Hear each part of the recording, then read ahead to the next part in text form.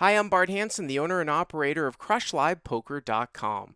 The following hand comes from our call-in show that we record at 4:45 p.m. Pacific Time every Monday. If you want to call in your hand, check out the phone number in the description. It goes under the gun +1, raises to 15, which is his standard open. It's low, but it's what he opens to. Okay. Gets 3 calls, 1 for middle position, cutoff, and button each. I'm in the big blind with 10-9 offsuit, and I decided to call, $10 into 65. Right. Thought it was maybe okay. Yeah, I think that's fine. Okay. So flop comes ace-10-3 rainbow. Okay. I check. Pre-flop raiser checks all the way around. Okay, so checked around. Yeah. Okay. So turn comes another 10. Completed the rainbow on the board, no backdoors. Yep. So we've got ace-10-3-10. Okay. I lead for 25. Now remember the maybe too small. So I would just like to point this. So you're saying the pre-flop raisers to your immediate left, right? So I always look at this as a spot where, well, the people checked behind the pre-flop raiser.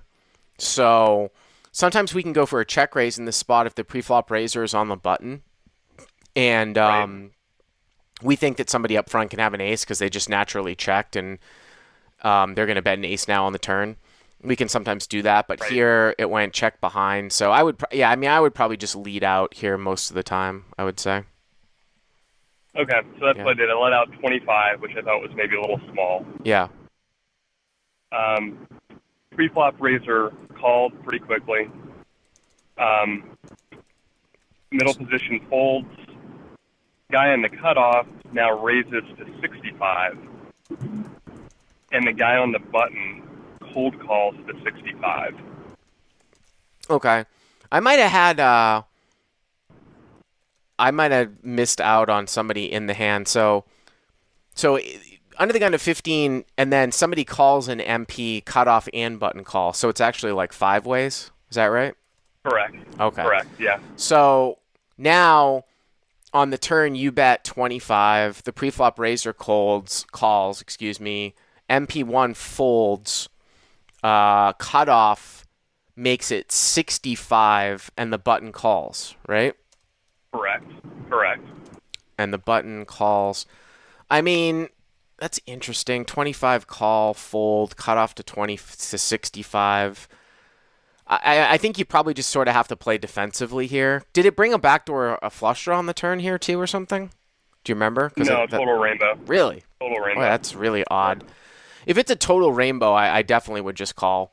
I mean, I think I'm concerned because the fact that the button cold calls, the cutoffs raise here, and also, too, the preflop raiser called your bet, and now cutoff. So, I mean, you bet turn, preflop raiser calls, cutoff now raises anyways, which is strong in itself, and now the button cold calls, which is even stronger. Then we have to play it really defensively. I would call, see what happens on the river, see the betting, see what the card is, and possibly check fold the river a lot depending on the action. Like the river's a blank and it goes check, cut off bets, button moves all in. I think it's a pretty easy fold. You know what I mean? Something like that. Mm-hmm. Yep. Okay. So what did you do? Yeah. So I shoved. No, I'm just joking. I folded. Oh, you folded the turn. I was like, what? You folded I just folded right there. Yeah. You folded for 40. No, I'm pretty. For 40 more? Yeah, I know. Really? I know. I got a lot of shit on this from on Slack. Yeah. Is that way too weak? I mean, it just looks like you're getting crazy pot odds here. I mean, I guess you could also be concerned the preflop raiser might have pocket aces here too. But I mean, 25 call, that's 50. There was already 7, so that's like 100, and then 65. The pot's like 230, 40 for you to call. I mean, you're getting like 7-1. Are you good here? You're saying that you don't think you're good here 1 out of 8 times with trip 10s on ace 10, 10, 3? I mean, I thought once the button called the raise that it was so likely that either the cutoff or the button had a better 10 than me. Mm-hmm. and I didn't want to call and then have to call some bullshit like $60 or $70 bet on the river too Yeah. when it comes to blank. Mm-hmm. So I don't know. I mean, it's the pot odds were great. It was probably too weak, but I just wanted to get your opinion on it. So did you see what ended up happening in the hand? Oh yeah, I did. So I fold pre-flop, razor folds. Yeah. River goes.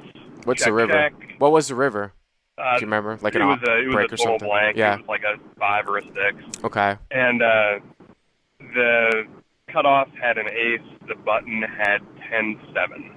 Wow. So you'd have won with the kicker, huh? Oh. Yeah.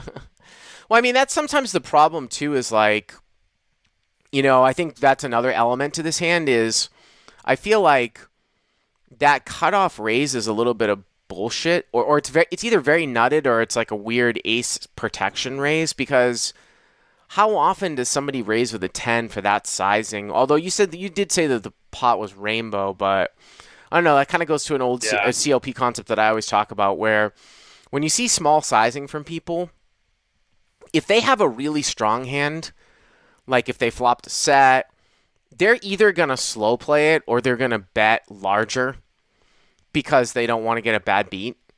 And I think it's sort of, I feel the same thing here, where that cutoff raise to like 65 is not, I don't think it's like Jack 10 or Queen 10 all that much.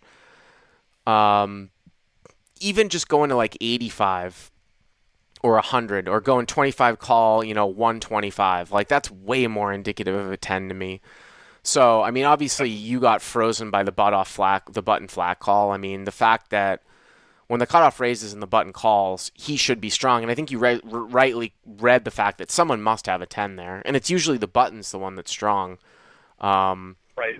But, again, if you were to run your hand like in Poker Cruncher against somebody having a playable 10, which is like maybe 10-8 suited plus, not even giving them 7-10, a playable 10 or some sort of slow played hand on the flop like ace 10 or pocket threes, you have to have 12% equity. You know what I'm saying? Like, it's just, I mean, even with the chop cards and stuff too. That's why I think that, you got to look at pot size and look at your equity and stuff, given people's range. So, anyways, thanks for the call. All right, thanks, Bart. All right. Hey guys, if you like what you've seen here, please click on the subscribe button and you'll get notified every time we put up a new video. And if you want to check out crushlivepoker.com for the first month free, use the code YTA100. Click on the link right there.